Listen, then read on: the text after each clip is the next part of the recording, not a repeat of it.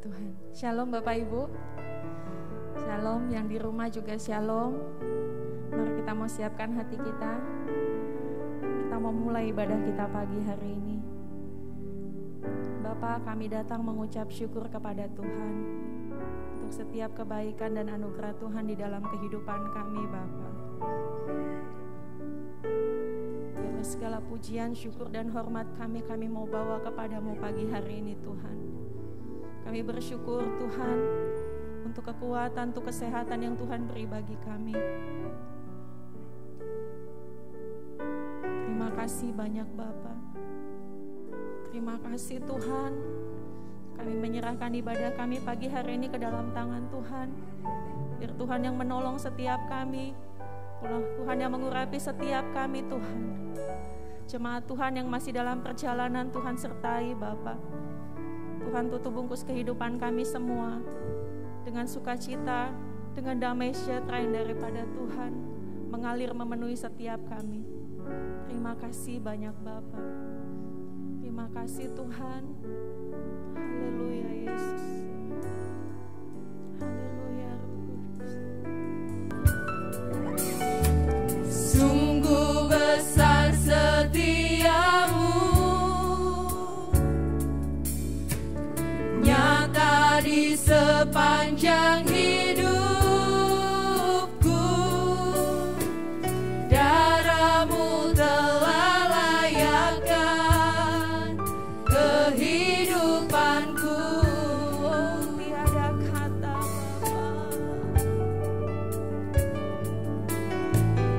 Tiada kata yang bisa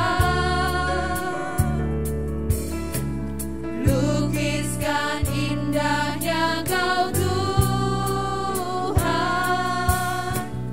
Bagimu segala pujian dan kemuliaan.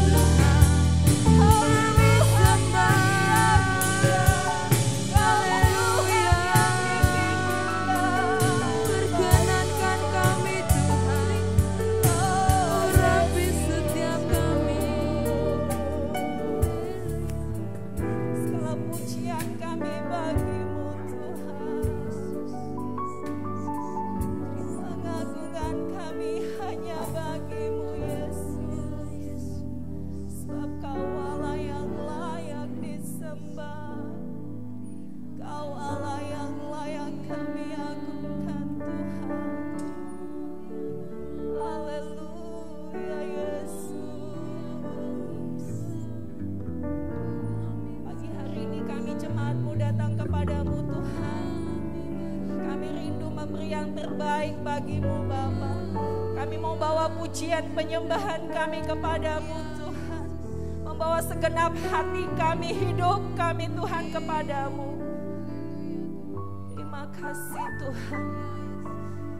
Terima kasih. Terima kasih Yesus. Ya mana syandala mala syaya. Ya mana syandala mana saya. Inala mana syandala mala saya. Terima kasih Tuhan. Terima kasih Yesus.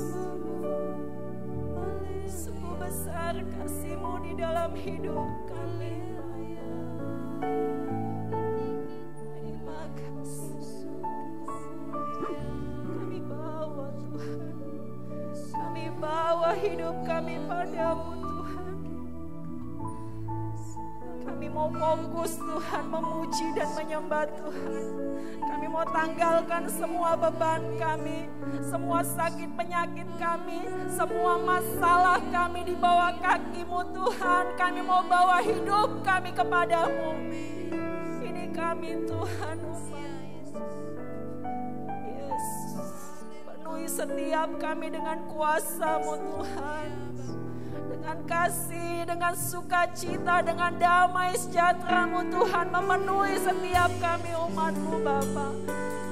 Jamah setiap umat-Mu Tuhan, baik yang di gereja maupun di rumah kami masing-masing Tuhan.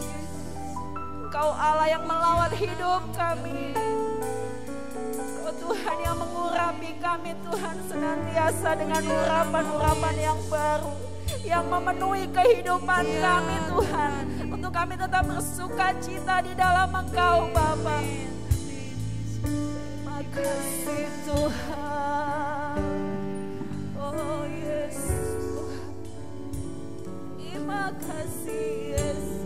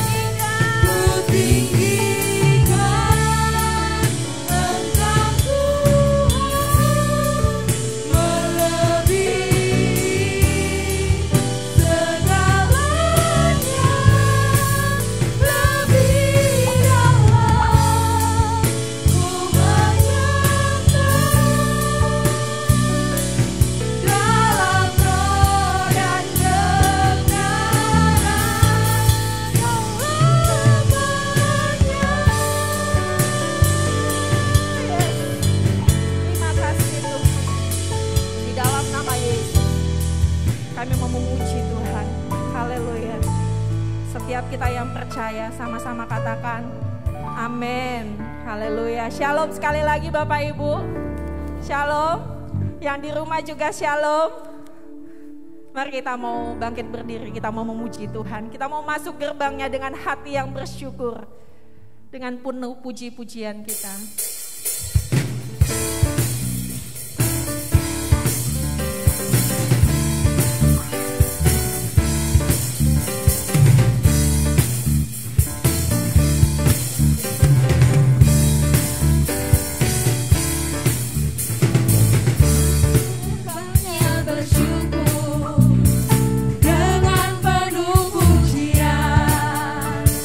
Bentukkan di hadiratnya.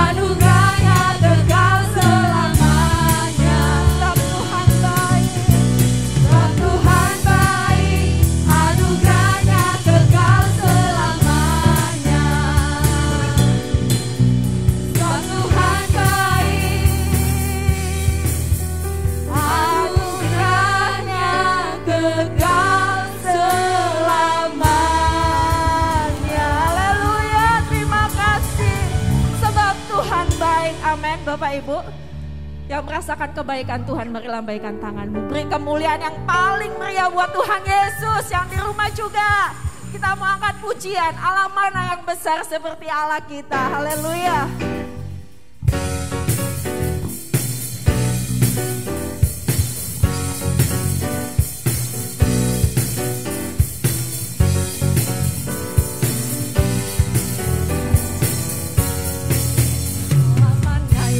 Seperti Allah kita, Allah mana yang dahsyat seperti Allah kita. Dia kuat dan penuh kuasa, tiada Allah yang seperti Dia. Katakan Allah mana yang besar seperti Allah kita, Allah mana yang dahsyat seperti Allah kita. Dia kuat dan penuh kuasa, tiada Allah. Katakan Allah mana. Allah mana yang besar seperti Allah kita, Allah mana yang dahsyat seperti Allah kita. Dia kuat dan penuh kuasa, tiada Allah yang seperti Dia. Kuatkan jiwa yang dahaga, Dia girangkan dengan sukacita. Bersorak-sorai hai semua orang yang takut akan Tuhan. Allah mana yang besar seperti Allah kita, Allah mana yang dahsyat seperti Allah kita. Dia kuat dan penuh kuasa, tiada Allah yang seperti Dia. Sekali lagi katakan. Allah mana yang besar seperti Allah kita, Allah mana yang dahsyat seperti Allah kita. Dia kuat dan penuh kuasa, tiada Allah yang seperti Dia. Yang kuatkan jiwa yang dahaga, Dia girangkan dengan sukacita. Bersorak-sorai hai semua orang yang takut akan Dia. Yang kuatkan jiwa yang dahaga, Dia girangkan dengan sukacita. Bersorak-sorai hai semua orang yang takut akan Hosana, Hosana, Hosana. Allah mana yang besar seperti Allah kita, Allah mana yang dahsyat seperti Allah kita. Dia kuat dan penuh kuasa, tiada Allah yang seperti Dia. Yang kuatkan jiwa yang dahaga, Dia girangkan dengan sukacita. Bersorak-sorai hai semua orang yang takut akan Tuhan. Yang kuatkan jiwa yang dahaga, Dia girangkan dengan sukacita. Bersorak-sorai hai semua orang yang takut akan Tuhan. Haleluya. Bapak Ibu percaya kalau Allah kita dahsyat. Orang-orang yang penuh bersukacita itu, mari kita mau lampiaskan itu semua dengan penuh puji-pujian kita di hadapan Tuhan pagi ini, amin. Katakan lebih bersemangat, lebih bersukacita lagi. Allah mana yang besar seperti Allah kita, sama-sama amin. Mari kita mau angkat tangan kita di hadapan Tuhan sambil katakan, Allah mana yang besar seperti Allah kita, Allah mana yang dahsyat seperti Allah kita. Dia kuat dan penuh kuasa, tiada Allah yang seperti sekali Dia. lagi katakan, Allah mana yang besar seperti Allah kita. haleluya. Allah mana yang dahsyat seperti Allah kita. Dia kuat dan penuh kuasa, tiada Allah yang seperti Dia. Dengan iman katakan, Kuatkan jiwa yang dahaga, girangkan dengan sukacita. Bersorak-sorai hai semua orang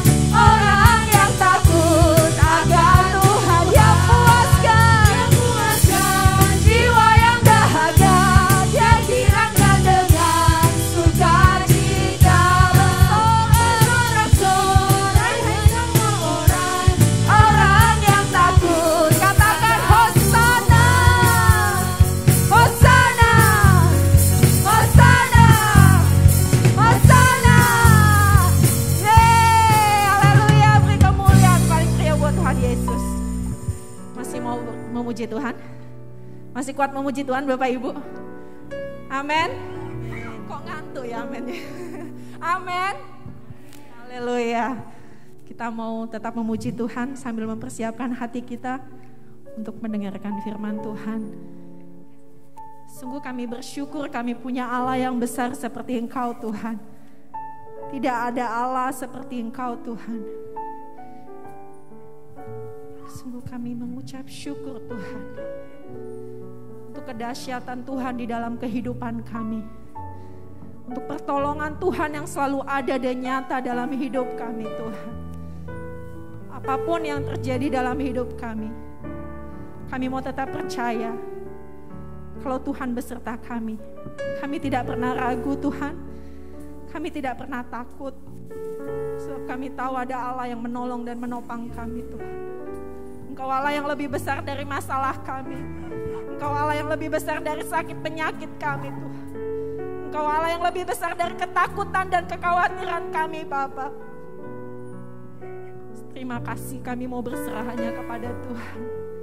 Kami mau percaya hanya kepada firman-Mu Tuhan yang terus meneguhkan kami.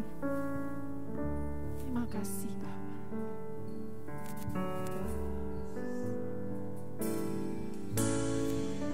Apapun yang terjadi dalam hidupku ini, tak pernah ku ragukan kasih-Mu Tuhan. Lewat gunung yang tinggi, dalam lembah yang curam, tak pernah ku ragukan janji-Mu Tuhan. Kau berfirman dan sembuhkanku, Kau bersabda dan selamatkanku.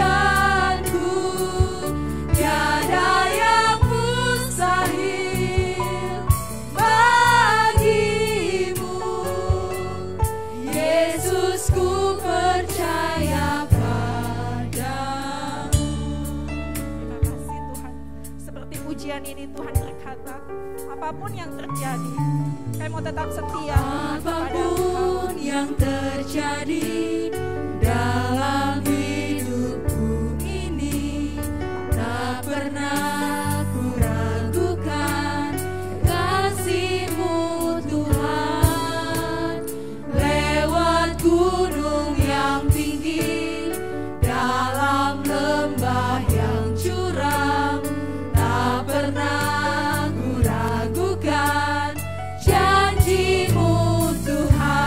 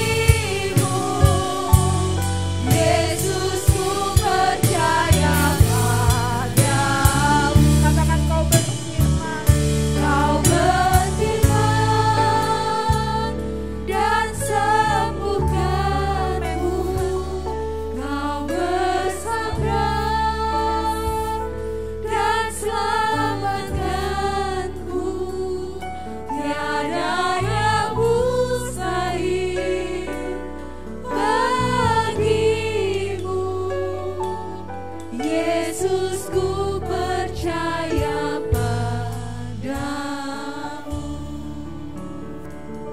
Kau berfirman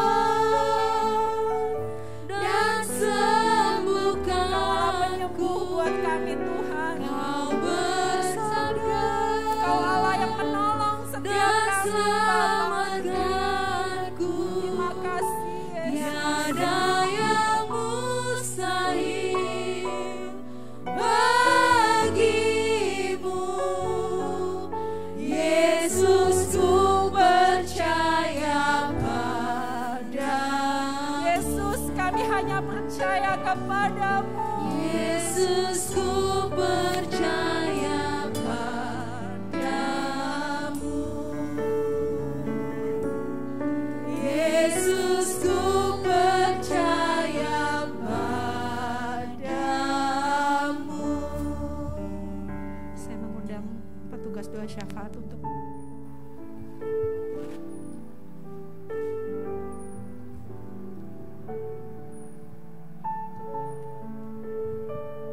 pokok doa pagi hari ini. Yang pertama, kita bersyukur kepada Tuhan untuk Indonesia atas provinsi-provinsi yang sudah mengalami banyak kemajuan dalam penanganan COVID, dan kita berdoa biarlah Tuhan terus campur tangan atas kemajuan negara Indonesia. Yang kedua, kita mau berdoa untuk anak-anak yang akan mulai pembelajaran tatap muka. Kita berdoa biar Tuhan menolong dalam persiapan mengajar dan diajar sehingga pelaksanaannya dapat berjalan dengan lancar dan aman bagi kesehatan. Mari kita berdoa. Bapa di dalam sorga, di dalam nama Tuhan Yesus, sungguh Tuhan, kami bangga memiliki Allah seperti Tuhan, dan tidak ada Allah yang seperti Tuhan. Tuhan yang hidup, Tuhan yang berkuasa, Tuhan yang agung, Tuhan yang mulia. Terpujilah nama Tuhan sekarang dan sampai selama-lamanya. Pagi hari ini Bapa, kami sungguh bersyukur kepada Tuhan. Kami bersyukur untuk bangsa Indonesia. Tangan Tuhan ada di bangsa ini. Berkat Tuhan ada di bangsa ini. Kami bersyukur untuk pemimpin bangsa kami. Kami bersyukur untuk para pejabat pemerintahan Indonesia yang ada. Mereka yang peduli akan bangsa ini. Kami sungguh bersyukur kepada Tuhan. Pagi hari ini Bapa, kami juga bersyukur untuk semua provinsi yang ada di Indonesia mengalami banyak kemajuan dalam penanganan COVID-19. Tuhan, kami mohon campur tangan Tuhan, sehingga di seluruh Indonesia ini, baik dari kota sampai ke desa-desa, daerah, semuanya dapat menangani permasalahan kesehatan dengan baik. Terima kasih banyak ya Bapa, terima kasih. Kami juga mau berdoa Tuhan buat anak-anak yang akan mulai pembelajaran tatap muka, mereka yang datang ke sekolah. Tuhan tolong setiap mereka, biar anak-anak menjadi anak-anak yang mengetahui kesehatan dengan baik. Dan tolong setiap anak-anak ya Tuhan, untuk anak-anak memiliki tubuh yang sehat dan kuat. Terutama Tuhan, biar iman mereka menyadari bahwa hanya ada Tuhan yang menjadi pelindung mereka. Terima kasih banyak ya Bapa. Kami berdoa ya Tuhan untuk guru-guru yang mengajar, biar mereka diberikan juga kekuatan kesehatan dari Tuhan, hikmat akal budi yang dari Tuhan. Terima kasih banyak ya Bapa. Kami mengucap syukur kepada Tuhan.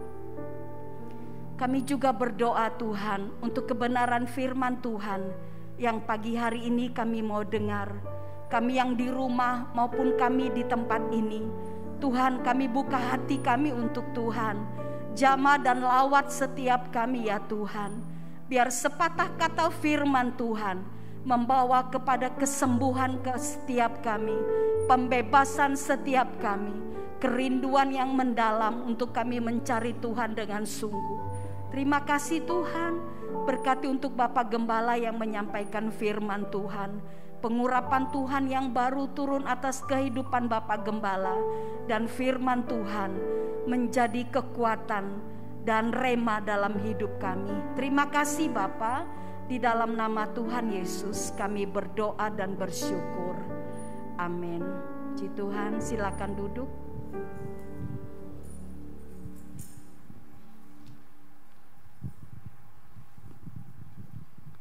Puji Tuhan. Terima kasih buat semua yang melayani pagi hari ini. Anak-anak Tamborin yang sudah mulai melayani. Mereka ada yang datang jam 6 pagi, ya. Ya. Sebuah persiapan yang bukan hanya latihan di hari Jumat, tetapi juga jam 6 pagi pun sudah ada yang ke gereja untuk mempersiapkan dirinya. Terima kasih juga buat Bapak Ibu Saudara yang tetap setia mengasihi Tuhan dalam pengiringan dan pelayanan kita kepada Tuhan. Hari-hari ini seperti sebuah penyaringan, pengujian, masa-masa yang dipakai Tuhan juga untuk membuat kita menjadi semakin murni. Ada satu ayat yang di dalam surat Wahyu dikatakan bahwa pada akhirnya orang akan semakin menuju kepada kutubnya.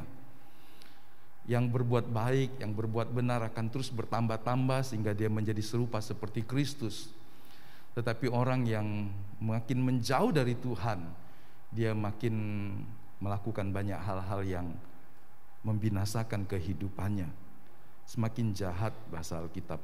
Nah, Bapak Ibu Saudara, biarlah kita tidak salah untuk membuat keputusan setiap hari, memberi diri dituntun Tuhan, supaya kita terus bertumbuh dalam pengenalan akan Tuhan. Di masa yang sukarlah, seringkali Allah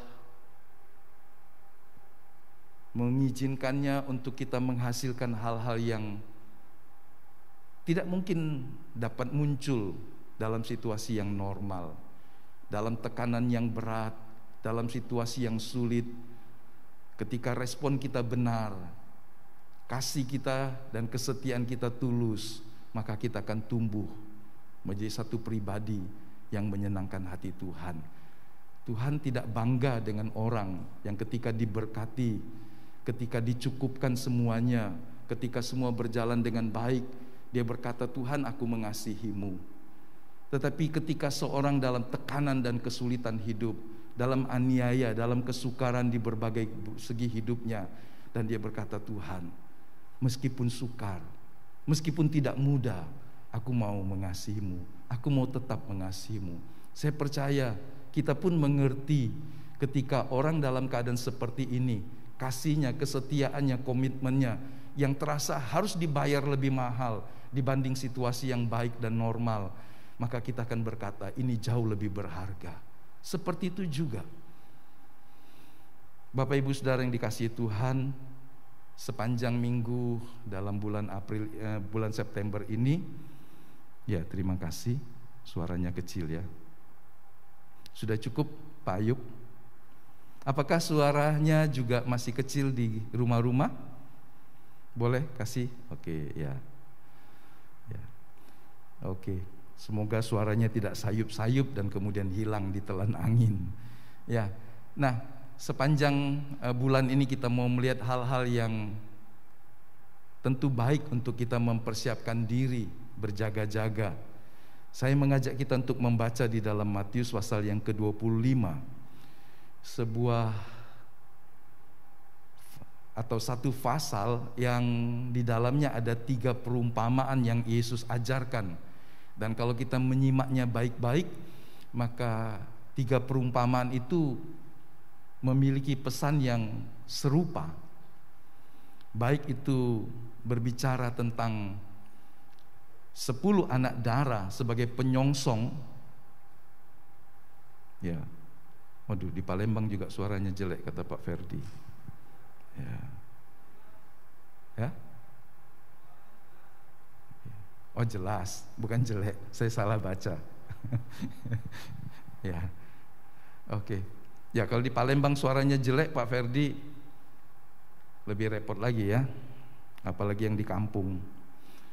Ya, Pak Ferdi harus mengantar anaknya untuk sekolah tatap muka. Mungkin Bapak Ibu sudah mulai menjalani situasi dan rutinitas yang seperti semula, mengantar anak sekolah, anak dipersiapkan pagi-pagi dan seterusnya. Bangun. Masa pandemi sudah mulai surut ya. Jangan terlena 1-2 tahun anak sekolah di rumah, tidak mandi, tidak diurus. Orang tuanya juga bilang, wah anak-anak gak ada yang sekolah, gak perlu sarapan pagi, gak perlu doa pagi dan sebagainya. Hari-hari ini kita harus ingat bahwa kalau itu waktunya untuk bermalas-malasan, waktunya untuk menyembunyikan diri, hari-hari ini kita harus mempersiapkan diri untuk memasuki sebuah kehidupan yang seperti kita jalani selama ini, tentu saja dengan mematuhi protokol kesehatan. Nah, jadi 10 anak darah penyongsong ini di dalamnya memberikan pelajaran buat kita. Juga perumpamaan yang kedua bicara tentang talenta. Seorang mendapatkan 5, seorang mendapatkan 2, seorang mendapatkan cuma 1. Tapi kalau kita mencermatinya, bukan jumlahnya sebetulnya yang menentukan, tetapi sikap orang itu sendiri.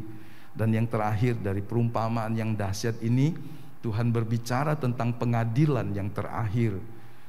Pengadilan yang di situ dikatakan pengadilan antara Tuhan dengan umatnya. Tetapi ternyata umatnya tidak tunggal, ternyata terbelah 2. Ada yang seperti atau diperlakukan seperti seorang yang memang pada akhirnya tidak menerima semua yang dijanjikan Allah. Pengadilan kambing dan domba, sekilas mirip, tetapi di situ kita melihat ternyata beda. Ketika kita tidak bertumbuh dan menjadi dewasa sungguh-sungguh dalam kesempatan hidup yang terbatas ini, jangan sampai kita merasa kita anak Allah, kita orang Kristen, kita setia melakukan semua kegiatan agamawi, tetapi ternyata Tuhan dapati hidup kita kok tidak seperti yang Dia kehendaki, tidak seperti yang Dia rancang. Inilah kehidupan yang melenceng, seperti kambing dibandingkan domba. Di mana bedanya? Maka Bapak Ibu bisa membaca pasal 25 ini dan menyimaknya dengan baik. Tapi pagi ini kita akan lihat tema dari perumpamaan yang pertama ini tentang berjaga-jaga. Kalau kita berkata berjaga-jaga itu sesuatu yang penting, benar. Karena kalau orang tidak berjaga-jaga, dia akan menjadi tidak waspada. Sebelum pencobaan yang hebat, Tuhan pernah berkata kepada Petrus, Petrus berjaga dan berdoalah supaya kamu tidak jatuh dalam pencobaan. Roh memang penurut, tapi daging itu lemah, gampang digoda, gampang jatuh, tidak kuat. Diberkati bisa jadi jatuh, ditekan dengan kesusahan dan penderitaan kekurangan juga bisa jatuh. Terus kita berkata kalau begitu sulit juga mengelola manusia daging kita, manusia lama kita. Saudara lihat ada orang berkata kalau aku kaya, aku bisa setia. Ternyata begitu Tuhan berkati dia justru lupa Tuhan. Ada orang berkata jangan aku sampai susah Tuhan, supaya aku tidak menyangkali Engkau. Karena ketika dia berkata mana kebutuhan sekarang bisa terpenuhi dengan penghasilan, dengan usaha seperti ini. Kemudian dia berkata mana Tuhan, dan seterusnya. Jadi baik kekurangan ataupun kelimpahan, semuanya punya potensi untuk membuat orang tidak menghormati Tuhan. Nah Bapak Ibu, karena itu penting berjaga-jaga ya. Tuhan sendiri berkata di dalam ayat 13, nanti kita baca ayat-ayat ini, hanya tidak semuanya. Karena itu berjaga-jagalah, sebab kamu tidak tahu akan hari maupun saatnya. Sengaja Tuhan tidak ingin kita seperti orang yang meramal nasib, besok seperti apa, bulan depan seperti apa, tahun depan seperti apa, 10 tahun lagi seperti apa, dan kita bisa baca Alkitab untuk menunjukkannya. Enggak ada. Tuhan ingin setiap hari kita bergantung kepadanya, bersekutu dengannya tiap-tiap hari. Karena kita tidak tahu hari dan saat di mana tekanan, pencobaan datang yang berpotensi menghancurkan iman kita. Mari kita membaca ayat-ayat ini, hanya beberapa ayat saja.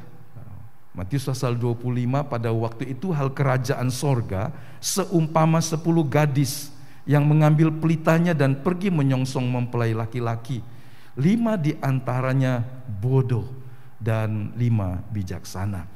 Gadis-gadis yang bijaksana itu membawa pelitanya dan juga minyak dalam buli-buli mereka. Tetapi karena mempelai itu lama tidak datang-datang juga, mengantuklah mereka semua ngantuk dan tertidur. Waktu tengah malam terdengarlah suara orang berseru, "Mempelai datang, mempelai datang, mempelai datang, mempelai datang." Songsong mereka, songsong dia. Wah, pasti ini gelabakan, karena 10-10-nya tertidur. Baik yang disebut yang bodoh maupun yang bijaksana. Mereka semua sudah menanti lama. Ada kalimat yang berkata, karena mempelai itu lama tidak datang-datang juga, maka mereka mengantuk dan tertidur. Ini sebuah keadaan yang menggambarkan bahwa menanti hari dan saatnya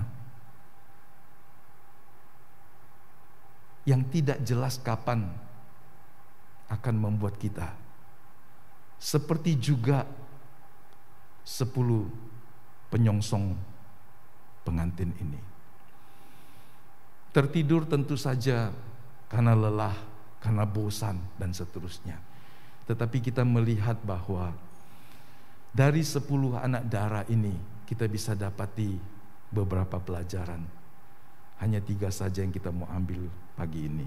Bahwa perumpamaan tentang mereka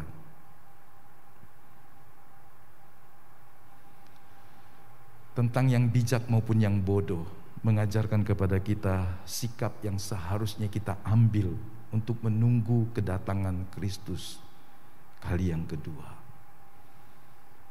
Meskipun masih lama, karena tadi Tuhan berkata, kamu tidak tahu hari dan saatnya.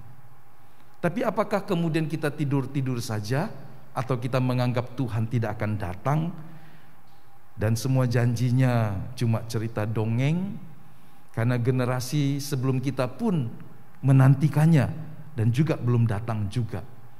Tetapi tidaklah salah, bahkan sangatlah benar dan bijak, jika kita yang hidup di akhir zaman semakin berjaga-jaga. Entahkah Tuhan datang sebagai mempelai bagi semua gerejanya, ataupun kita yang dipanggilnya lebih dulu. Belum pernah dalam masa hidup kita orang-orang dekat yang kita kenal pulang secara beruntun. Di dalam alumni sekolah-sekolah, berapa waktu belakangan kita mendengar, kita dapat laporan si A, si B sudah pulang, si A, si B sudah pulang, si A, si B sudah pulang, dan seterusnya. Orang-orang yang kita kenal, orang-orang yang kita dekat. Padahal mungkin secara keseluruhannya baru 0, sekian persen dari populasi bangsa Indonesia yang kira-kira 270 juta. Jadi kalau dari 270 juta itu sekian 0, persen meninggal, di dalamnya pasti ada orang-orang dekat dengan kita, orang-orang yang pernah dekat dengan kita. Bayangkan jika angka itu menjadi 10%, jangan-jangan kita juga, betul? Dan kita tidak tahu kapan kita pulang, dengan cara apa. Dari 5 gadis bijak ini kita mendapati prinsip tentang hidup berjaga-jaga di akhir zaman. Ya.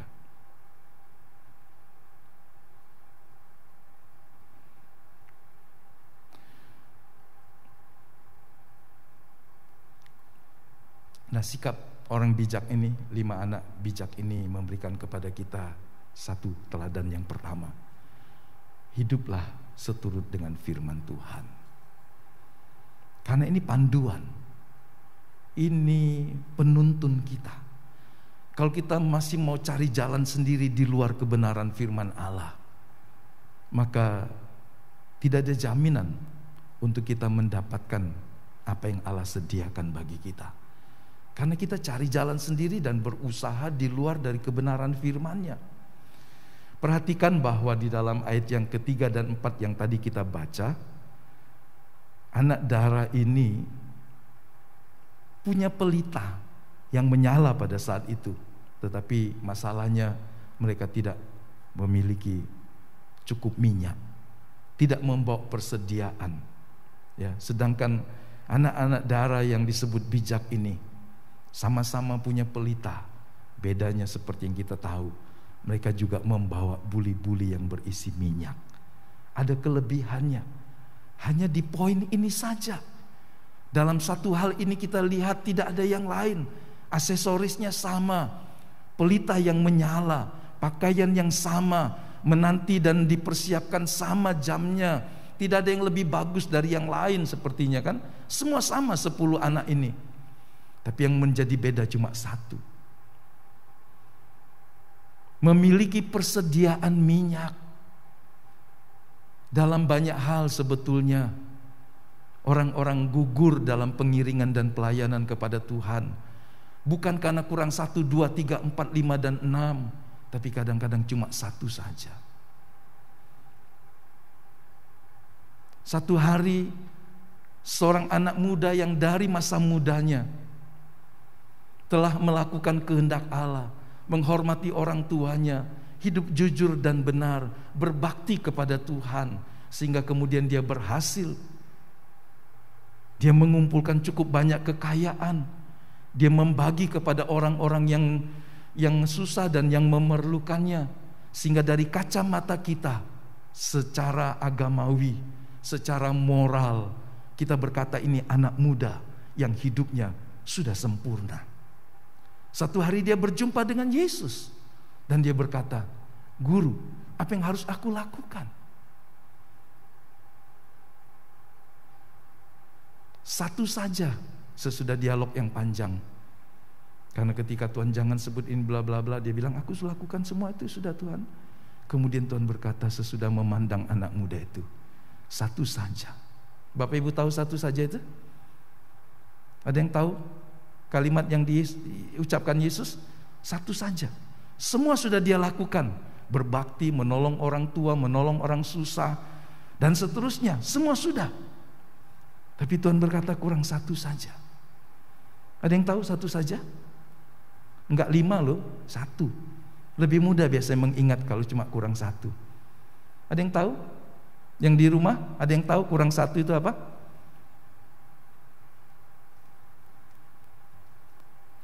Enggak ada yang tahu ya? Enggak ada yang mau bantu saya ya? Ada yang di gereja tahu? Kamu kurang 1 saja.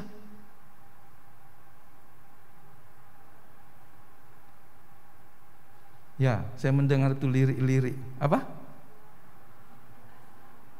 Jual hartamu, kasih ke orang, kemudian kau ikut aku.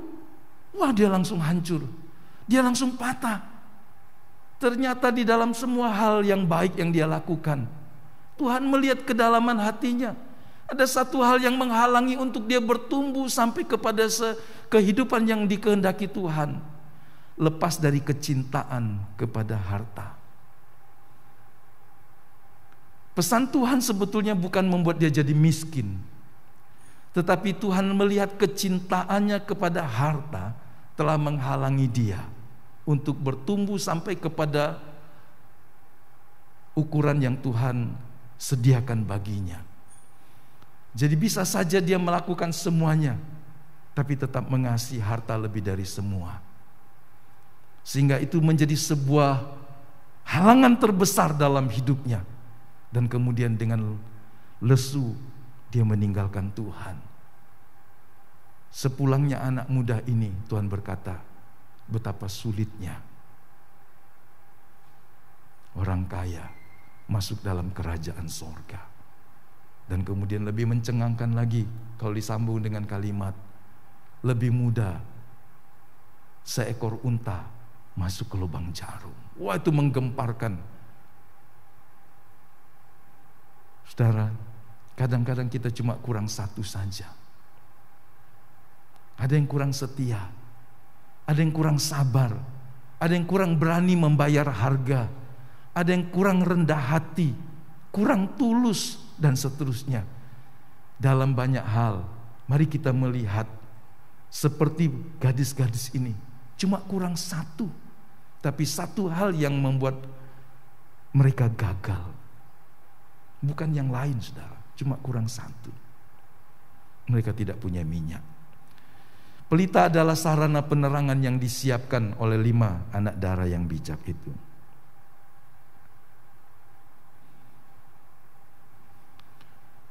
Untuk menyambut kedatangan mempelai laki-laki.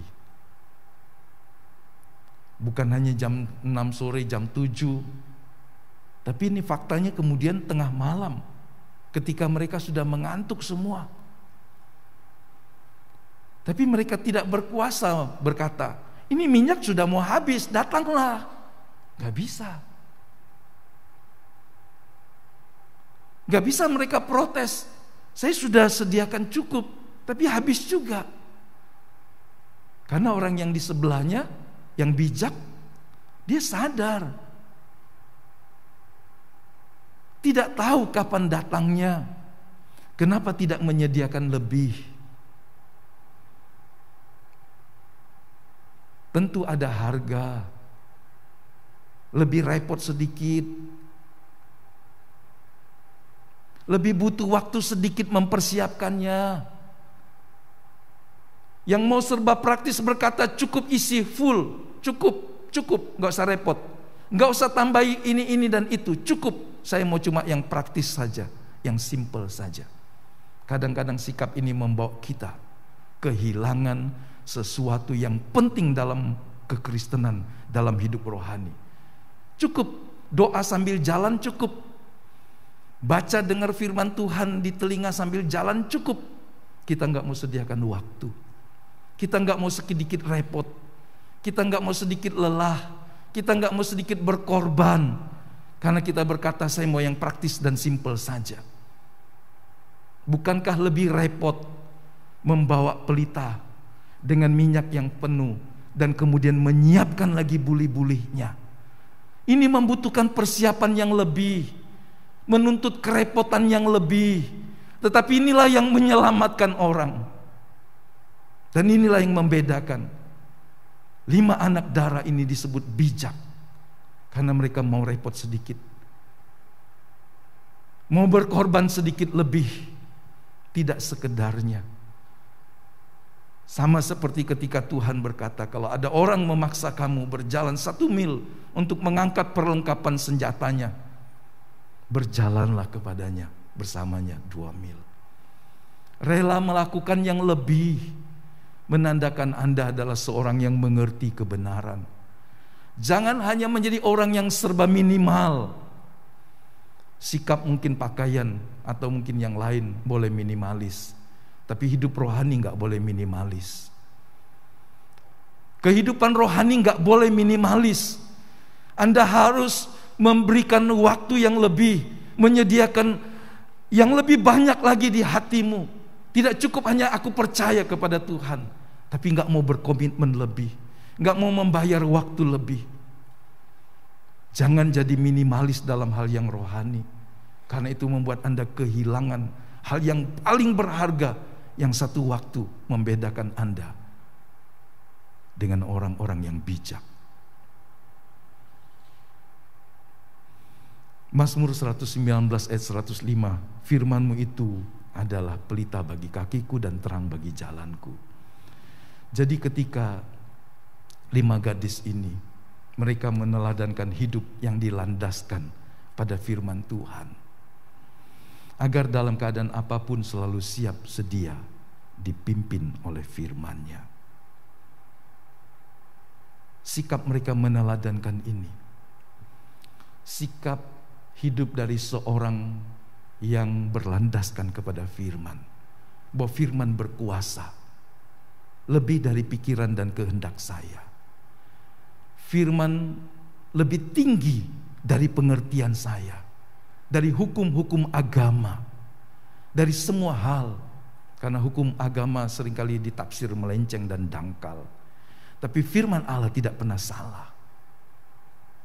Pemikiran kita, konsep kita, teologi kita harus ditaklukkan di bawah kebenaran firman Allah. Kalau kita bicara tentang teologi, ada banyak yang bisa membuat orang berdebat satu dengan yang lain. Apa yang diperdebatkan? Firman yang firman yang satu. Tapi dari sudut pandang yang berbeda, dari latar belakang yang berbeda, dari tujuan dan keinginan yang berbeda, firman yang satu itu bisa membuat orang berdebat dalam banyak hal. Izinkan biarlah firman itu berkuasa sebagaimana apa adanya. Jadi ini gambaran dari orang yang mau menjadikan firman Allah sebagai panglima dalam hidupnya. Bukan keinginannya, bukan perasaannya. Yang kedua, sikap yang kita bisa teladani dari 5 anak darah yang bijak ini adalah kehidupan yang dipimpin oleh Roh Kudus. Dalam ayat yang ke-8 dan 9 kita temui kalimat ini.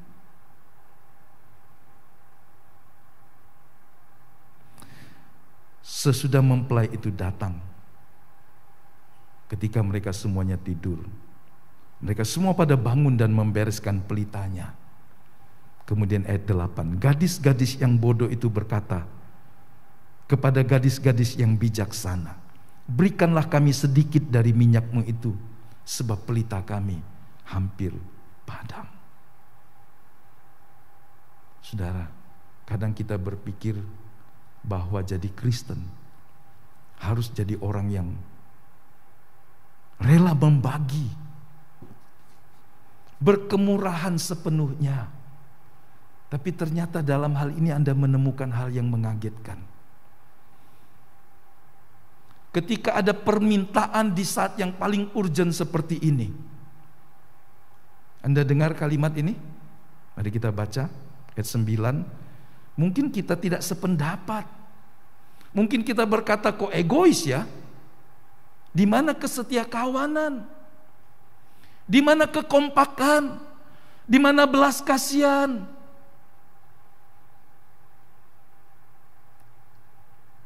Kalau Anda kaget, mari kita merenungkannya. Tetapi jawab gadis-gadis yang bijak itu, tidak. Perhatikan, nanti tidak cukup untuk kami dan untuk kamu. Lebih baik kamu pergi kepada penjual minyak dan beli di situ. Apa Anda mau katakan kepada sikap dan jawaban orang ini? Egois? Bisa? Tidak setia kawan? Bisa? Tidak berkemurahan? Bisa? Saya ingin berkata, apapun pendapat Anda dalam hal ini, keliru. Karena mereka berkata, tidak cukup untuk kami dan engkau. Bapak Ibu Saudara yang dikasihi oleh Tuhan, saya mau sampai pada satu poin yang kita tidak boleh lupa. Keselamatan yang Allah sediakan diberikan cuma-cuma bagi setiap orang.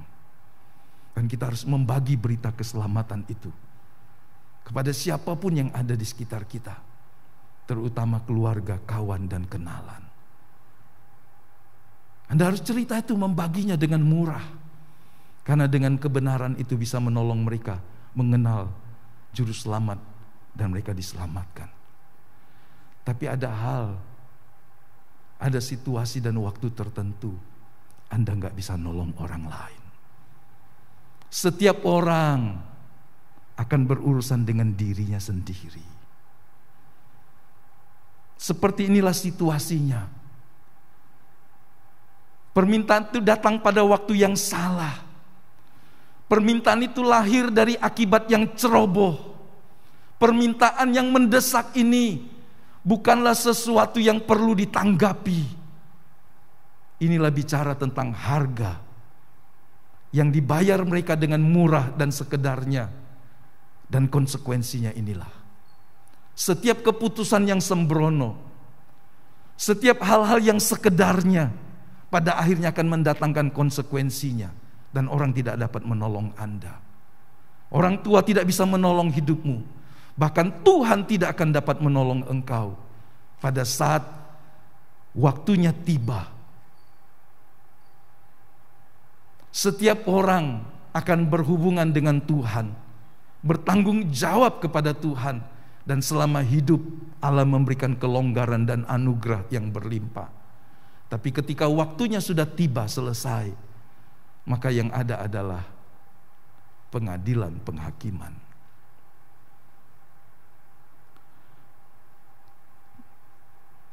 Serupa ketika kita berharap hidup sangat panjang, tapi kemudian satu hari Tuhan berkata, pulang nak, maka kita akan pulang. Dan kita tidak bisa berkata, 1 bulan lagi Tuhan, karena urusanku masih banyak dan belum beres. 1 minggu lagi kalau enggak boleh juga. 1 hari lagi saja Tuhan. Mari kita memikirkan hal ini dengan serius. Ada saatnya apa yang kita lakukan kan sangat berguna. Dan apa yang tidak dilakukan oleh orang seperti anak dara yang bodoh ini akan mencelakakan mereka pada saat ketika mereka sangat terdesak membutuhkan pertolongan. Peristiwa ini juga pernah terjadi di zaman Nuh. 120 tahun dia berkhotbah, memberitakan kebenaran, dan orang menulikan telinganya, orang membutakan mata hatinya. Mereka menganggap Nuh gila dan seterusnya. Ketika harinya tiba pun, pasti Nuh menyuruh mereka masuk, tapi tidak ada yang percaya.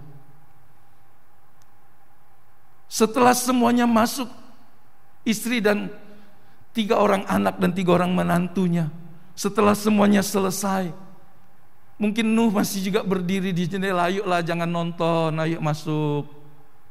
Mereka berkata, masuklah Pak, kamu aja sekeluarga, kami gak usah, kami nonton aja dari jalan. Kami nonton saja dari bukit ini. Saya percaya hatinya Nuh berkata, sebentar lagi terlambat. Ayo.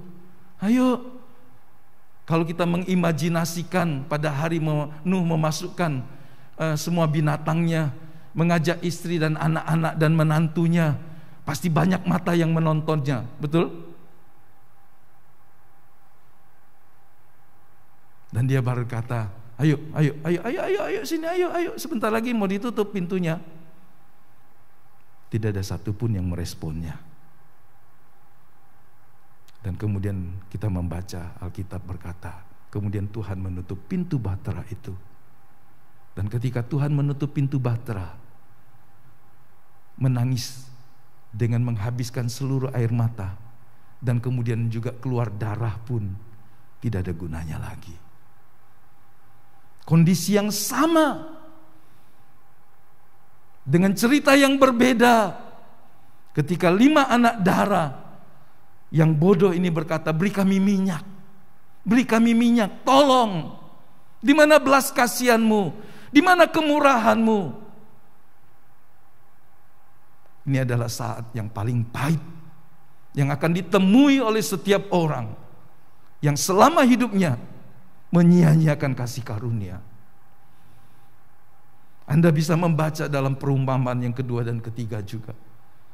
Ada hal yang sama juga ketika orang kehilangan kesempatan.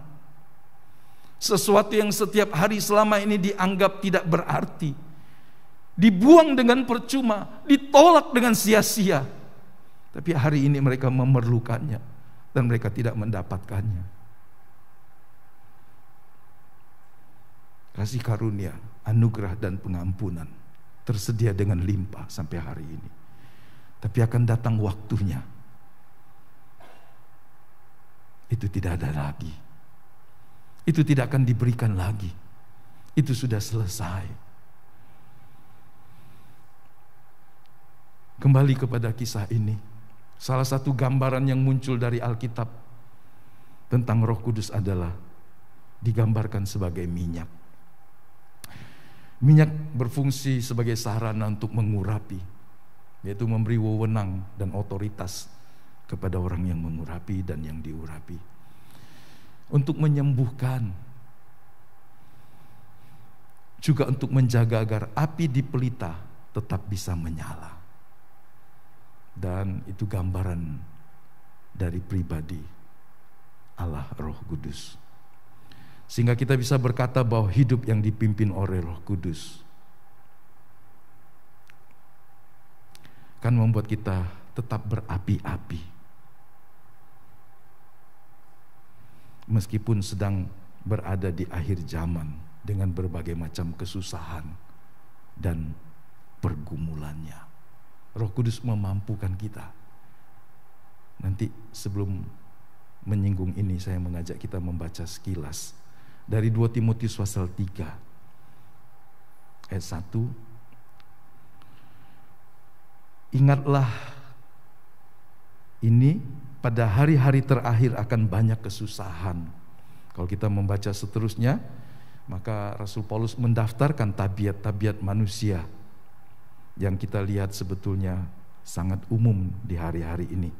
Dalam versi bahasa Indonesia sehari-hari, mementingkan diri sendiri, bersifat mata duitan, sombong dan suka membual, suka menghina orang, memberontak terhadap orang tua, tidak tahu berterima kasih baik kepada Tuhan, kepada orang tua, kepada instansi di mana dia dipelihara atau menerima segala manfaatnya, dan membenci hal-hal rohani, tidak mengasihi sesama, tidak suka memberi ampun, suka memburuk-burukkan nama orang, suka memakai kekerasan, kejam, dan tidak menyukai kebaikan. Kok ada? Ya memang seperti ini manusia akhir zaman yang tidak takut Tuhan, suka mengkhianat, angkuh, tidak berpikir panjang, lebih suka kesenangan dunia daripada menuruti Allah. Dan peringatannya, meskipun secara lahiriah mereka taat menjalankan kewajiban agama, namun menolak inti dari agama itu sendiri. Dan Rasul Paulus memesankan, jauhi orang-orang seperti itu. Kau berbeda, kau tidak boleh seperti mereka, karena kau anak Allah, kau hamba Allah. Jadikan ini sebuah sikap yang juga ada dalam hidup kita kepada anak-anak kita. Didik mereka. Engkau melihat temanmu seperti itu, tapi kau berbeda, nak, karena engkau anak Allah. Karena engkau mengasihi Tuhan, hidupmu gak boleh sama seperti mereka. Kita kerja cari uang, tapi bukan mata duitan. Kita butuh uang, tapi hati kita tidak boleh jadi tamak dengan semua ini. Dan seterusnya. Kita bisa mungkin disakiti orang, tapi belajar mengampuni. Dan seterusnya. Nah, pesan yang penting ini adalah, saya mau berkata bahwa mari kita memperhatikan pelita kita agar jangan sampai padam. Ingat, ketika mereka tertidur, mereka tidak pikirin lagi pelita. Ternyata inilah persoalan yang membuat mereka ditolak. Dan ini gambaran hal yang dianggap sederhana ternyata penting. Pelita yang kekurangan minyak itu pasti tidak mampu bersinar, ya kan? Yang kehabisan minyak akan padam. Dan ketika pelita itu pakai sumbu, kain dan sebagainya, minyaknya habis, api itu akan membakar sumbunya sehingga sumbunya hangus. Saudara tahu itu punya makna, meskipun itu sesuatu hal yang biasa saja. Kalau kita tidak dipenuhi dengan minyak Roh Kudus, beban hidup kita akan terasa berat. Banyak hal yang ketika diolesi minyak, dia lebih licin dan lebih lancar. Mesin yang berputar sekian ribu kali dalam 1 menit. Kalau besi dengan besi hancur, tapi dikasih minyak untuk melumasnya, sehingga tidak ada gesekan yang menghancurkan, Mungkin ada keausan dalam waktu yang panjang, tapi tidak seketika. Bayangkan jika mesin yang bergesek satu dengan yang lain berputar di dalam mesin tanpa minyak, atau minyaknya kurang, maka yang terjadi adalah benturan besi dengan besi, baja dengan baja, roda dengan roda, dan akhirnya rusak semua. Minyak memberikan pelumas. Kalau Roh Kudus tinggal melimpah dalam hidup kita, beban hidup kita lebih terasa ringan. Hidup orang yang tanpa minyak Roh Kudus itu seperti besi yang bergesekan, berputar dan menimbulkan aus dan sakit yang dalam. Anda tahu semuanya lah. Minyak punya banyak makna dan manfaat untuk melumas.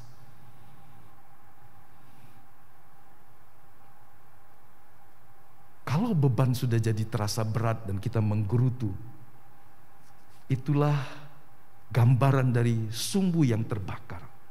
Seharusnya sumbu itu tidak terbakar selama ada minyak. Tapi ketika minyak habis, sumbunya yang terbakar. Ketika sumbu terbakar, itu adalah gambaran manusia lamanya yang muncul, manusia dagingnya yang muncul. Dan kalau kita membaca 1 Korintus pasal 10 maupun Yudas ayat 15-16, kita baca sebentar 1 Korintus 10 ayat yang ke-10.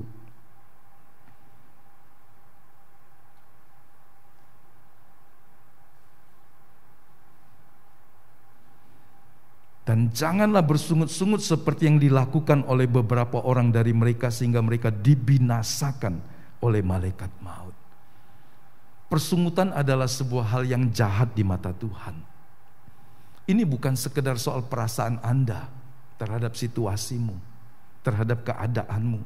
Tapi persungutan adalah sebuah pemberontakan. Sebuah sikap yang berkata, Tuhan, Engkau tidak baik, Engkau tidak becus, Engkau salah, Engkau tidak mampu, aku lebih dari Engkau. Persungutan adalah sebuah ungkapan pemberontakan. Dan kalau kita membaca dalam pasal 10 dari 1 Korintus ini, Tuhan jadikan kegagalan penghukuman atas bangsa Israel di masa lampau sebagai peringatan buat kita, supaya kita tidak hidup seperti mereka. Salah satu yang membuat mereka dibinasakan di padang belantara karena mereka bersungut dengan hidup yang sukar. Anda tahu hidup di padang belantara 40 tahun pasti sebuah bayangan tandus, gersang, kering dan seterusnya, dan mereka mengalami masa yang sulit. Itu ujian yang berat. Terkadang dalam hidup kita di bumi sekarang ini, kita juga melewati masa padang gurun, kekeringan, panas, dan mungkin juga dingin di malam hari, kekurangan, rasa sendirian dan sunyi dalam hidup. Setiap orang sebelum mencapai tanah perjanjian pasti melewati padang gurun dalam hidupnya. Itu sebuah fase ujian dalam hidup kita. Tidak pernah seorang menang mencapai Kanaannya tanpa melewati padang gurun. Yesus sendiri begitu. Dalam tubuh manusia dia harus mengalami penderitaan yang hebat. Dia menang menjadi pohon keselamatan bagi semua orang setelah dia bergumul mengatasi semuanya.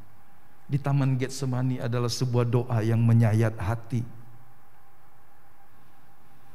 yang membuat hati pilu mendengarnya, karena dia tidak harus melakukan itu. Dia tidak wajib untuk meminum cawan pahit itu, karena bukan karena dia, bukan karena dosanya, tetapi karena dosa saya. Dan dia harus meminumnya, dan dia rela meminumnya. Padang gurun adalah situasi yang ketika kita menjalaninya, banyak hal yang tidak memuaskan hati kita, banyak hal yang melenceng dari harapan, dari perkiraan kita.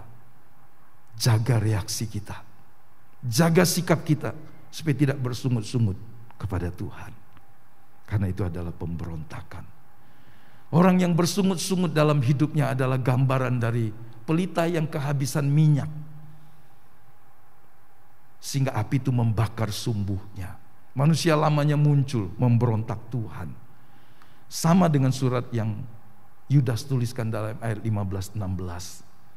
Perhatikan, ketika Anda tidak dipenuhi dan dituntun oleh Roh Kudus, hidup akan jadi lebih berat. Kewajiban akan terasa lebih menekan hidupmu. Persoalan akan lebih berat. Pertolonganmu datang dari Tuhan, memberikan kekuatan seperti minyak yang melumas. Katakan amin Bapak Ibu buat firman Tuhan. Buat janjinya.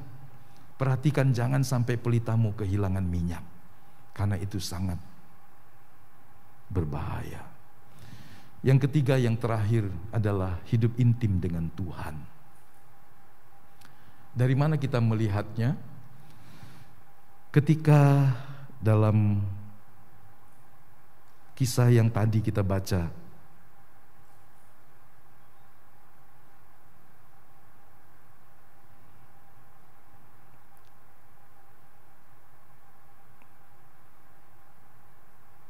ayat yang ke-10 saya baca, Matius 25 ayat 10. Akan tetapi waktu mereka sedang pergi untuk membelinya, datanglah mempelai itu, dan mereka yang telah siap sedia masuk bersama-sama dengan dia ke ruang perjamuan kawin. Lalu pintu ditutup. Kemudian datang juga gadis-gadis yang lain itu dan berkata, Tuan, Tuan, bukakanlah kami pintu. Perhatikan jawaban ini. Anda bisa baca sama-sama.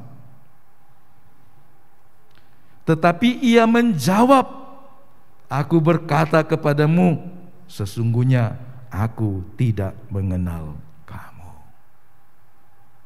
Saudara, semua penantian dan usaha dari 5 anak darah ini sia-sia. Banyak orang tidak suka melihat ujung dari perjalanan hidup ataupun karirnya seperti ini.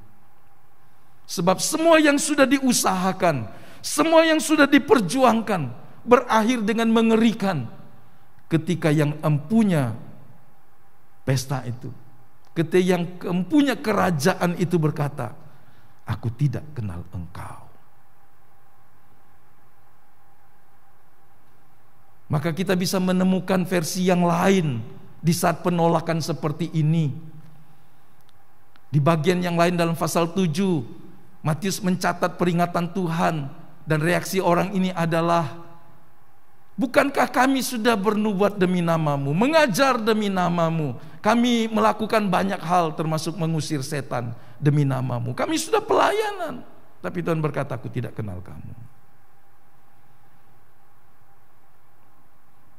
Dari perumpamaan ini Tuhan berkata, aku tidak mengenal kamu.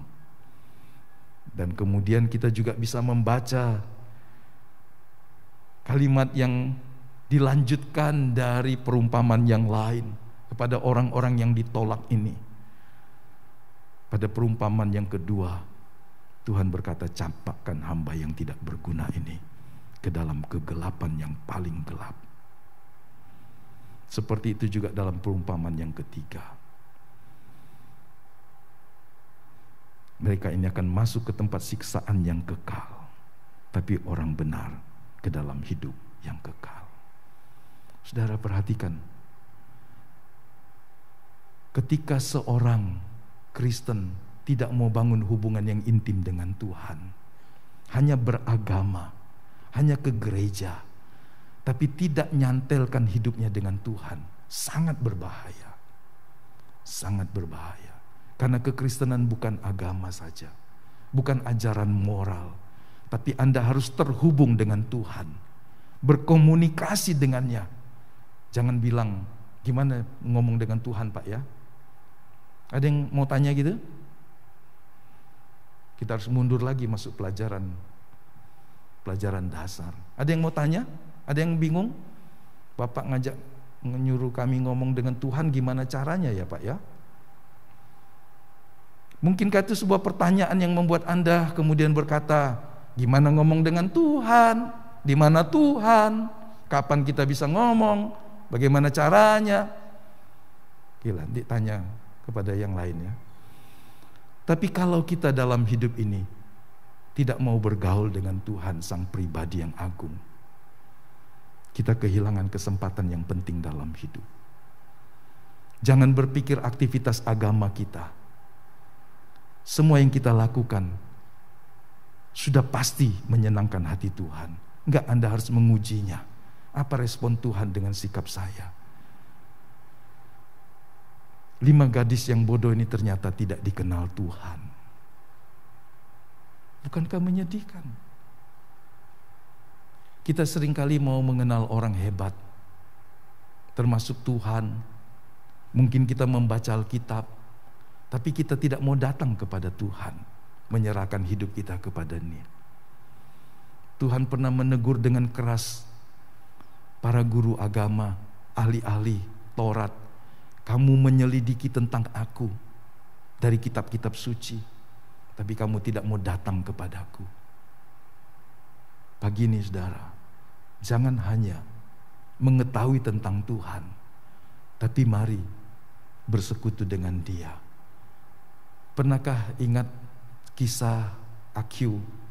Enggak tahu Akyu itu orang mana ya? Nah kan? Akyu yang sederhana. Setiap hari sebelum dia pergi ke toko dari rumahnya, dia mampir di sebuah tempat gereja. Dan dia cuma berdiri di depan dan dia berkata, Tuhan ini Owe. Owe itu saya.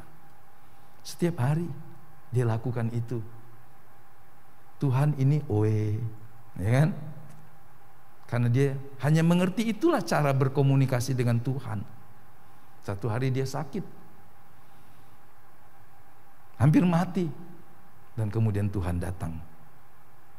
Q, kata suara itu, ini Owe.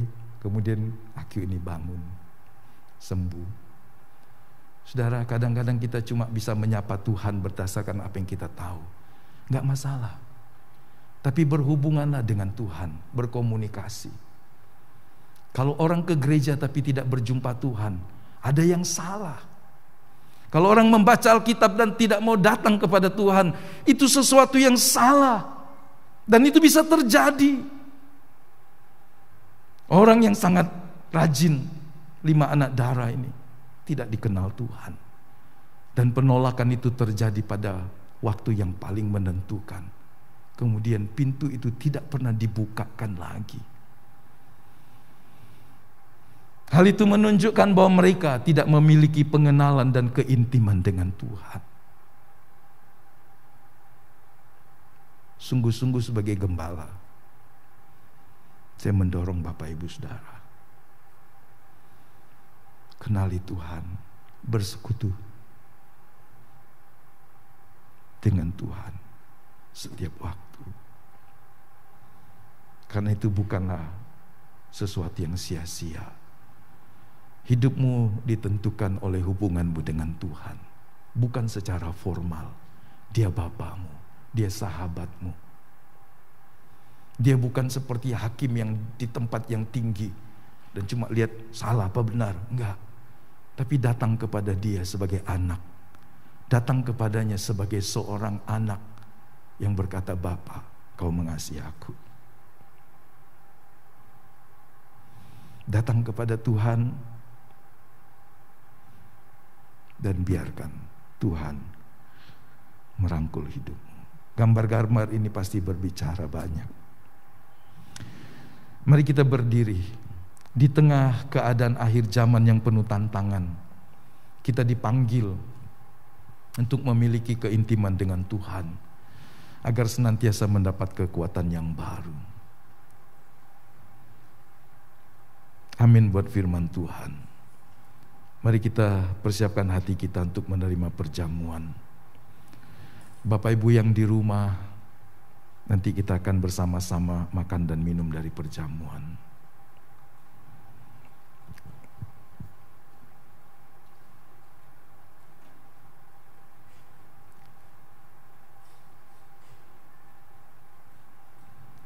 Apa kita mau nyanyi satu lagu? Ada lagu?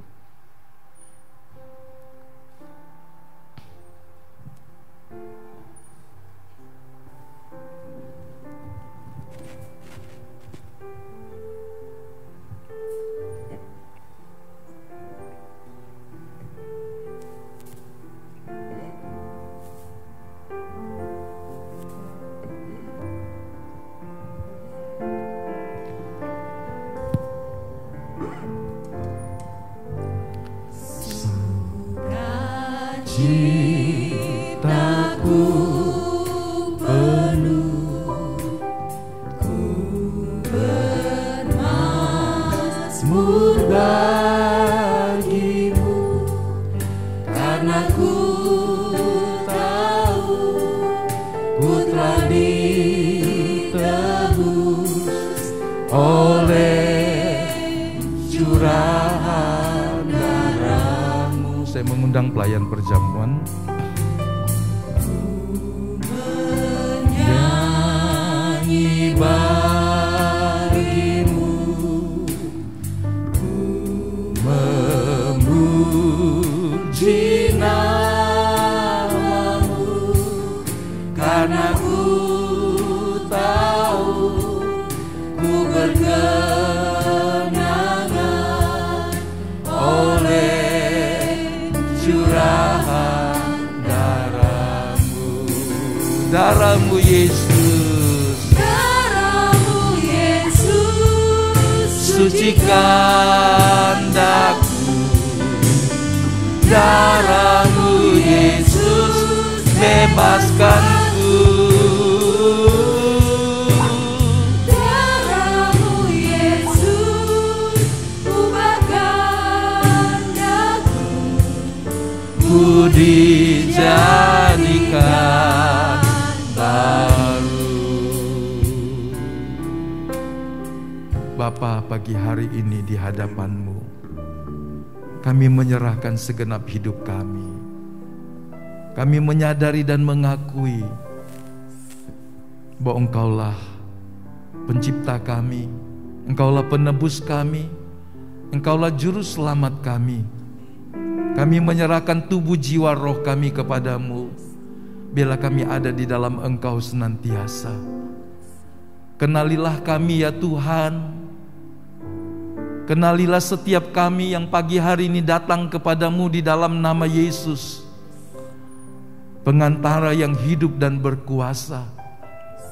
Jangan seorang pun yang tersembunyi dari hadapan-Mu, tapi kami memberi diri kami, menyerahkan diri kami, supaya tanda kepemilikan dan penebusan Tuhan itu nyata dalam hidup kami. Bahwa kami milik-Mu, kami anak-anak-Mu yang dilahirkan kembali di dalam rumah Bapa, sehingga kami menyapa Allah yang hidup, Allah penguasa langit dan bumi, sebagai Bapa, Bapa yang mengasihi kami. Kami mau melekatkan hidup kami kepadamu senantiasa, terhubung dengan Tuhan di sepanjang jalan hidup kami. Bapa, tolonglah kami untuk kami berjaga-jaga, karena kami tidak tahu kapan hari dan saatnya. Saat ini kami mau makan minum dari perjamuan yang Tuhan ajarkan untuk kami memberitakan kematian Tuhan yang telah menanggung dosa kami sampai kedatangan Tuhan kali yang kedua, supaya kami terus ingat akan korban Kristus dan berjalan di dalam perlindungan penebusan Tuhan. Karenanya ya Tuhan, baik kami yang di gereja maupun yang di rumah-rumah, biarlah kami diberkati Tuhan melalui perjamuan ini, yang lemah beroleh kekuatan bagi roh, jiwa, dan tubuhnya. Yang sakit kami boleh datang dan berkata, Tuhan penyembuh kami. Orang yang berbeban berat berkata, Tuhan penyelamat dan penebus, memberikan kelegaan bagi jiwa kami. Berkatilah ya Tuhan roti dan anggur ini, supaya kami makan dan minum dengan mengucap syukur. Di dalam nama Bapa, Anak, dan Roh Kudus, dalam nama Tuhan Yesus Kristus, kami menyambut roti dan anggur ini. Haleluya. Amin. Sukacitaku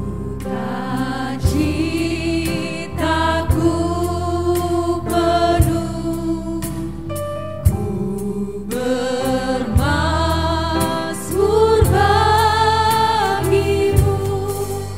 karena ku tahu ku telah ditebus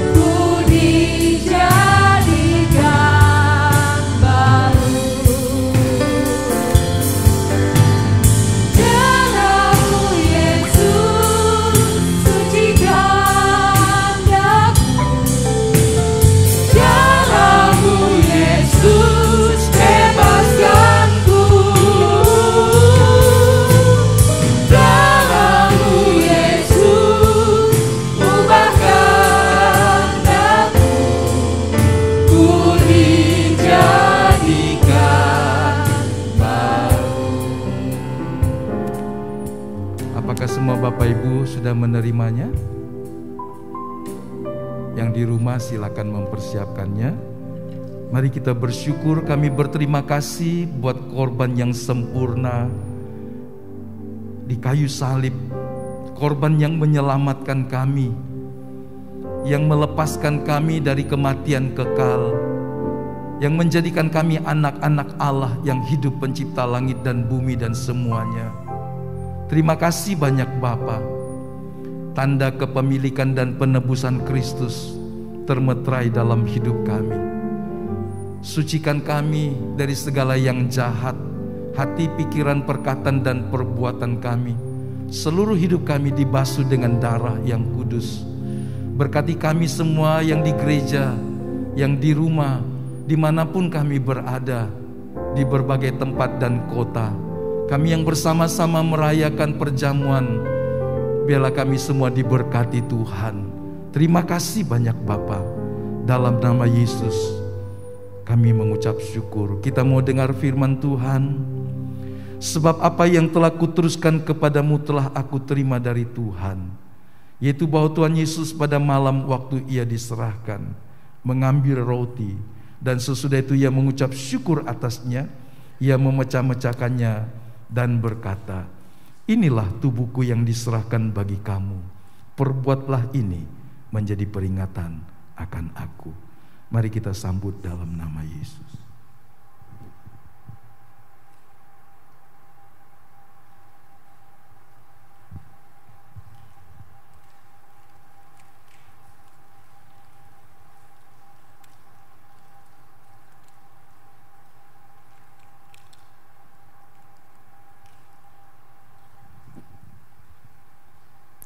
Mari kita mengangkat cawan ke hadapan Tuhan. Demikian juga ia mengambil cawan sesudah makan lalu berkata, cawan ini adalah perjanjian baru yang dimeteraikan oleh darahku. Perbuatlah ini setiap kali kamu meminumnya menjadi peringatan akan aku. Mari kita sambut dalam nama Tuhan Yesus.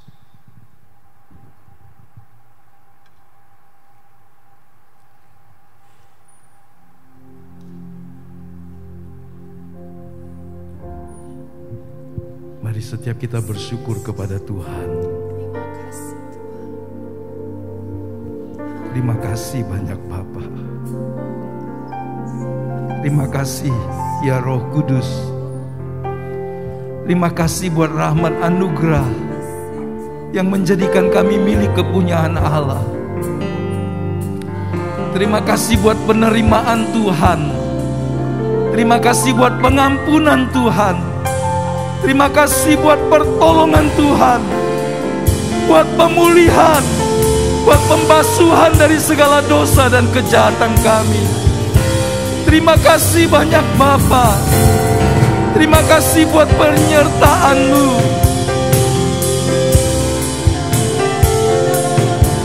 Kami sungguh bersyukur. Kami berterima kasih. Haleluya, haleluya, haleluya.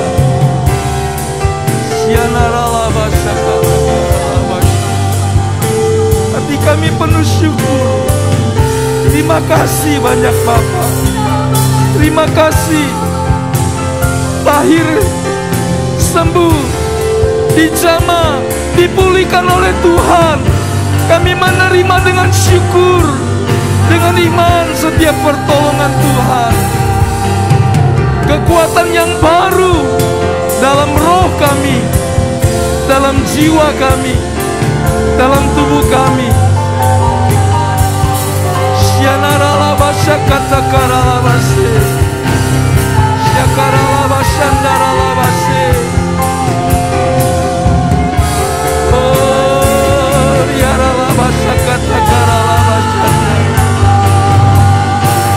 Berkat Tuhan atas setiap anak-anak-Mu. Ya Roh Kudus, bawa kami kepada keintiman. Bawa kami kepada keintiman dengan Tuhan.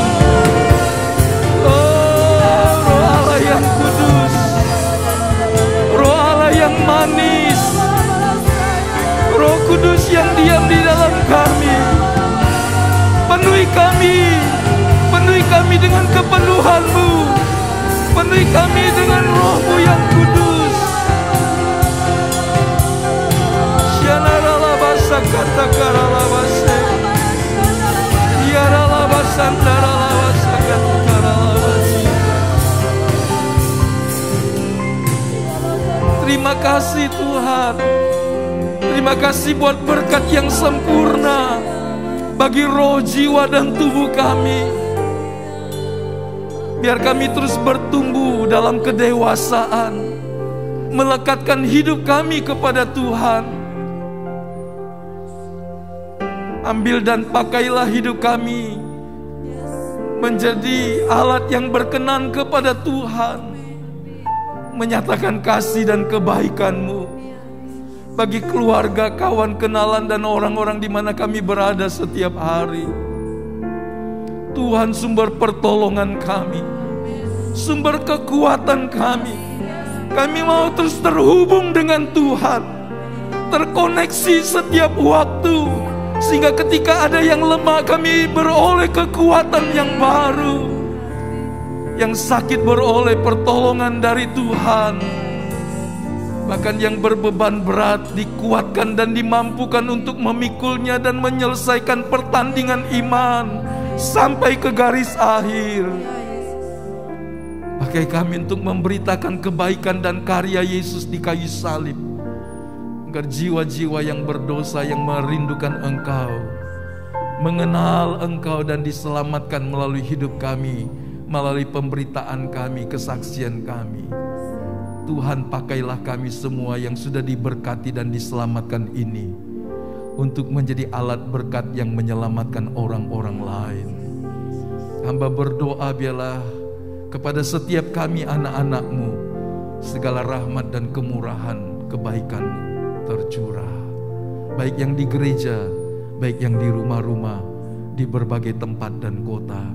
Tuhan memberkati-Mu dengan segala kebaikan, memberkati segala pujian penyembahan-Mu menjadi sebuah kesukaan yang mengharumkan nama Tuhan, memberkati semua kebaktian-Mu, ibadah-Mu, pelayanan-Mu untuk hormat kemuliaan nama-Mu, memberkati rumah tangga, kesehatan, pekerjaan, keuangan, anak-anak dan pendidikan mereka. Kami menyerahkan semua dalam tangan Tuhan. Terima kasih banyak Bapa.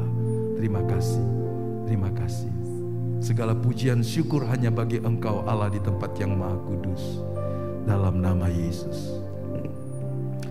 Kekasih-kekasih Tuhan, terimalah berkat yang sempurna dari Allah Bapa, kasih karunia dari Tuhan kita Yesus Kristus, persekutuan penyertaan Roh Kudus yang ada di dalam kita sekarang sampai selamanya, menyertai, memenuhi, menolong senantiasa sampai kesudahan zaman. Terpujilah Tuhan, terpujilah nama-Mu, sampai kami masuk dalam rumah-Mu yang kekal selamanya bersama Tuhan.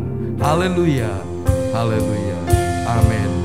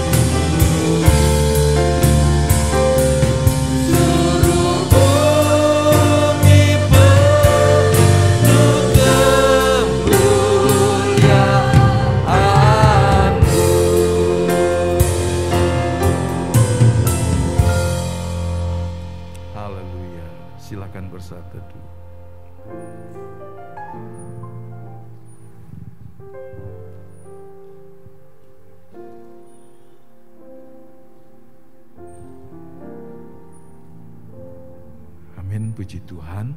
Selamat hari Minggu, Bapak Ibu yang di gereja, tetap sehat dan beraktivitas di dalam kasih kemurahan Tuhan. Juga yang di rumah masing-masing, Tuhan pelihara dan berkati Bapak Ibu semua. Haleluya. Ya. Bisa dibuka zoom-nya?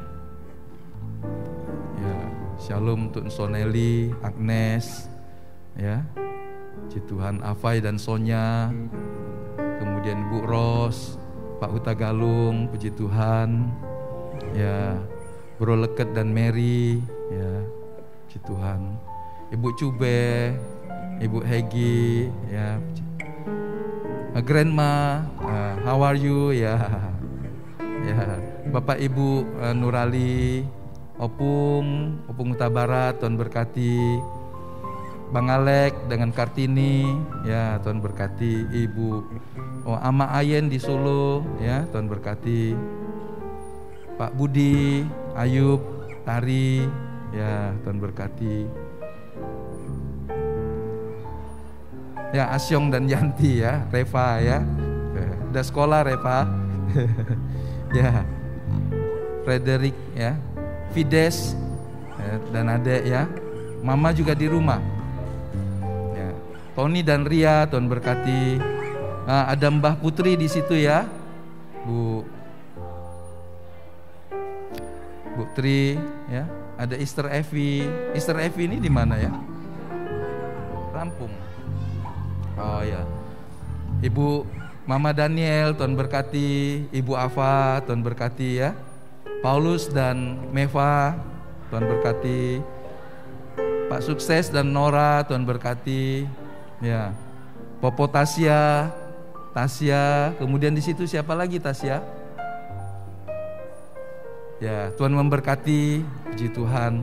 Pekdor, Cime, Tuhan berkati. Ating, sudah sehat Mama Ating? Puji Tuhan, haleluya. Pak Ferdi, ya. Ya, ada Popo, Aceh, Yuli, Tuhan berkati. Siapa lagi, ya? Sudah, ya. Oke, selamanya semuanya Tuhan memberkati. Selamat hari Minggu. Haleluya.